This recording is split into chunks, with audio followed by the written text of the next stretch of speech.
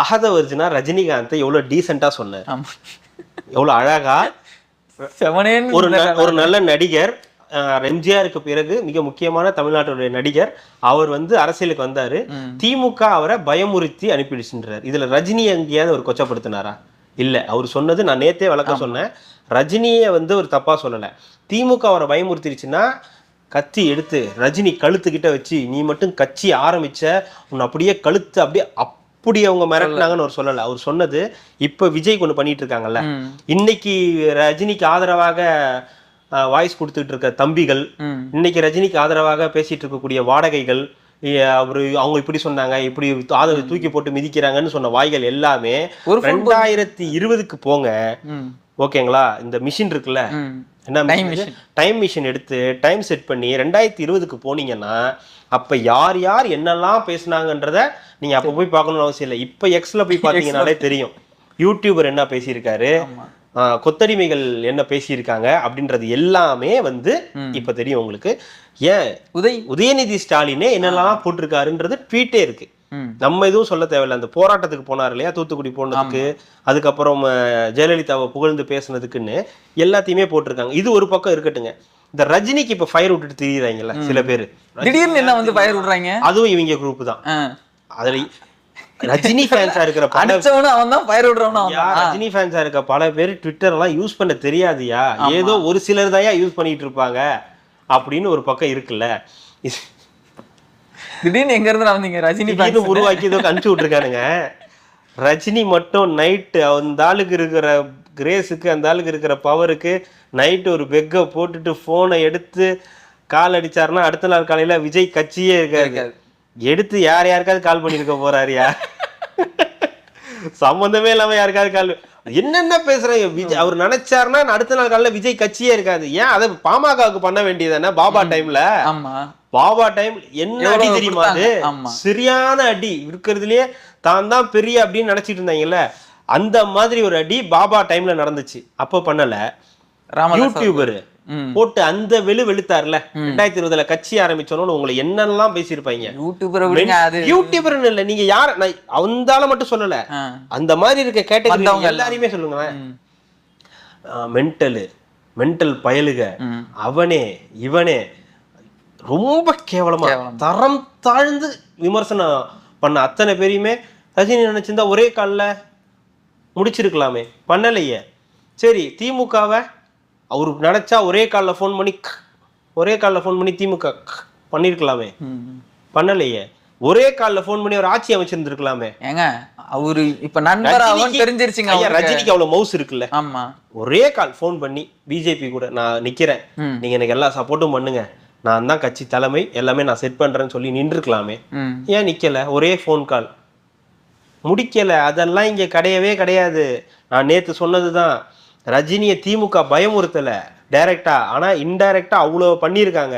வந்தா ஏன்னா வெற்றியை மட்டுமே பார்த்தவருங்க அத்தனை வருஷமா, தோல்வினா கூட அப்படின்றதுக்குள்ள எந்திரிச்சு வந்துருவாரு. ஏன்னா அந்த இண்டஸ்ட்ரியே அவருக்கு தெரியும், என்ன பண்ண முடியுன்றதுக்கு தெரியும். அவருக்கு அதுல அவ்வளோ ஈர்ப்பு இருக்கு, அந்த இண்டஸ்ட்ரி மேல, அவருடைய தொழில் மேல அவருக்கு அவ்வளவு ஈர்ப்பு இருக்கு. அதனால அங்க அவர் தோக்க மாட்டாரு, அங்க ஜெயிச்சிடுவாரு. அங்க தோத்தாலும் அவர் எந்திரிச்சிடுவாரு.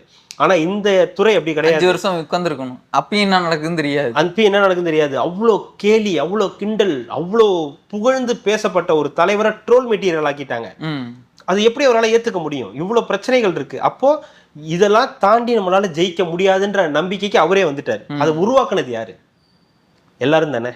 திமுக, இந்த பக்கம் நாம் தமிழர், எல்லாரும் சேர்ந்து உருவாக்குனதுதான். உங்க 2 பேருக்கு என்ன பிரச்சனை? எவனும் வந்துடக்கூடாது. இவங்களுக்கும் ஒரே ஒரு ஒற்றுமை. இவங்க திராவிடம், இவங்க வந்து தமிழ் தேசியம் சொன்னாலும் இவங்களுக்குள்ள ஒரே ஒற்றுமை, எவனும் புதுசா கட்சி ஆரம்பிச்சிடக்கூடாது. 2 கண்ணா தானே செயல்படுறாங்க 2 பேரும். ஆமா, அதான், எவனும் கட்சி ஆரம்பிச்சு எவனும் வந்துடக்கூடாது. இப்படியே நம்ம ஓட்டிடணும். வடிவேல் சொல்ற மாதிரிதான், இப்படியே ஓட்டிடுறா அப்படின்னு சொல்ற மாதிரி வரேன் அடுத்து அதுக்குதான் அப்படின்ற மாதிரி ரஜினியை வந்து வச்சு இது பண்றாங்க.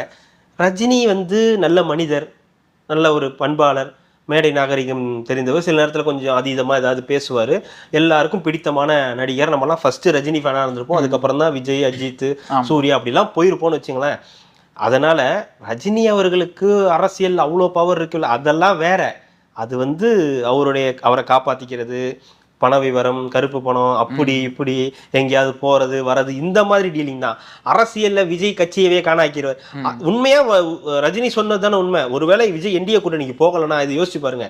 இவ்வளவு அழுத்தம் கொடுத்து ரஜினி விஜய் என்டிஏ கூட்டணிக்கு போலனா, விஜய் தானே மன வலிமை உள்ளவர். அவர் இல்லையே. இந்த மன வலிமையில இருந்து அவர் கட்சியில நடத்திருக்கணும். அவ்வளோ ஏன்டா நீங்க என்னையே போட்டு பாக்குறீங்களா, என்னையே பல்லு பிடிச்சு பாக்குறீங்களா அப்படின்னு அந்த கட்சியை நடத்தி காட்டியிருக்கணும்ல. ஏன் கொரோனாக்கு அப்புறம் நீங்க படம் நடிக்கலையா? கொரோனாக்கு அப்புறம் நீங்க அண்ணாத்தன்னு சொல்லி கொரோனா நிறுத்திட்டீங்களா? அதுக்கப்புறம் படம் நடிக்க வேண்டியதானே உங்க தலைவர். ஏன் நடிக்கல? அப்ப நீங்க ஏமாத்துனதுதான் உண்மை. விஜயாவது இன்னைக்கு கட்சி தொடங்கி இன்னமும் நடத்திட்டு இருக்க, நாளைக்கு என்டிஏக்கு போனா கூட அது கேள்வி கிடையாது. அது அவருடைய பர்சனலா அட்டாக் பண்ணி முடிச்சிருவாங்க. ஆனா தைரியமா ஒரு இது எடுக்கிறாருல, நான் கட்சி நடத்துறேன் இது பண்றேன்னு, அந்த தைரியம் அவருக்கு இல்லல்ல.